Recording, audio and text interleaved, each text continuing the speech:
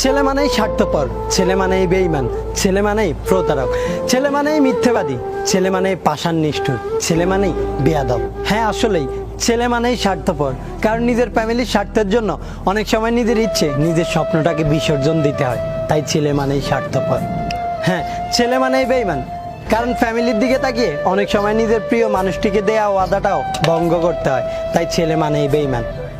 হ্যাঁ, ছেলে মানে প্রতারক, কারণ ভিতরটা হচ্ছে ক্ষয়, তবুও নিজেকে সুখী প্রমাণ করতে সবার সামনে মিথ্যা অভিনয় আর প্রতারণা করে চলতে হয়। তাই ছেলে মানেই প্রতারক।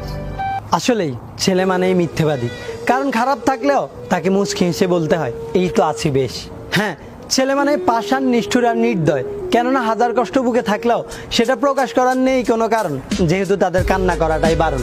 তাই ছেলে মানে পাষাণ, নিষ্ঠুর আর নির্দয়।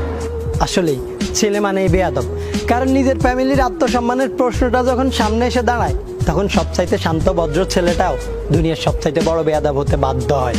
তাই ছেলে মানেই বেয়াদব। ছেলে শব্দটাই এমন, যাদের উপরটা পরিপাটি কিন্তু ভিতরটা হচ্ছে পোড়ামাটি। আসলে ছেলেদের জীবন এমনই হয়, হাজারো কষ্ট বুকে চেপে নিয়ে দিন শেষে সবার সাথে হাসি মুখে তাদেরই চলতে হয়।